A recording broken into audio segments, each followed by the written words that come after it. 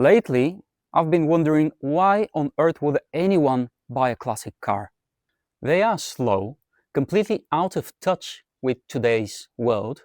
They handle as well as an old wardrobe, and they're not exactly cheap, are they? They just don't make any sense. This one is mine. The Volvo 144 was introduced back in 1966 as a replacement to the very successful Volvo Amazon. This one specifically was made in 1970 and it's powered by the B20A engine. And this unit has 4 cylinders, 2 liters of displacement and generates rather underwhelming 82 horsepower. So yes, even back in its day, it was far from thrilling.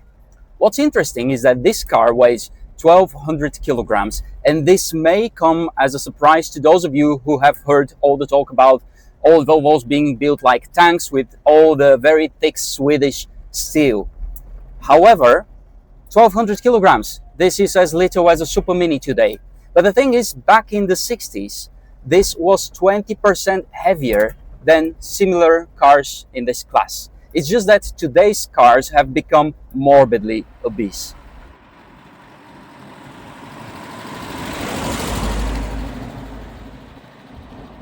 Design? Not that boxy. This was made before the Swedes fully embraced their love for boxes and right angles. I'd even call it elegant, almost. I quite like these rear quarter windows that give it a bit of sophistication. But let's be honest, design didn't really matter to Volvo in the 60s. What did matter, however, was safety. They actually introduced this car at the time as the safety Swedish limousine, and they weren't joking. So the 144 was a bit of a rolling fortress, featuring a cage-like interior with 3 built-in roll bars, crumple zones in both ends, a split steering column so that the wheel wouldn't pierce through your chest in an event of an accident. So this was very thoughtful. Now they also had 2 separate brake circuits, a brake force regulator, 3-point seat belts, of course, and disc brakes on all 4 wheels. Well, that's actually more safety tech than some cars did have in the early 90s. And you know what?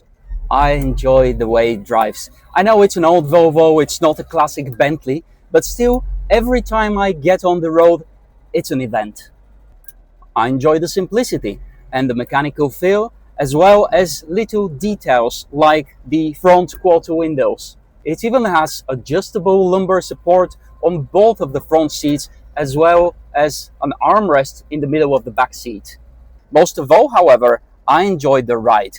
The 144 is incredibly comfortable even when the road ceases to exist, because back in the 60s in the Scandinavia they didn't have very good roads, so this car was built to handle everything. So, is owning a classic car a bad idea? Of course it is. They are impractical, they could be very unreliable, and they require a lot of patience. But you know what? For me, this 144 was just the beginning. My next classic car will have fewer doors and more horsepower. And to make space for it, this 144 is currently being auctioned.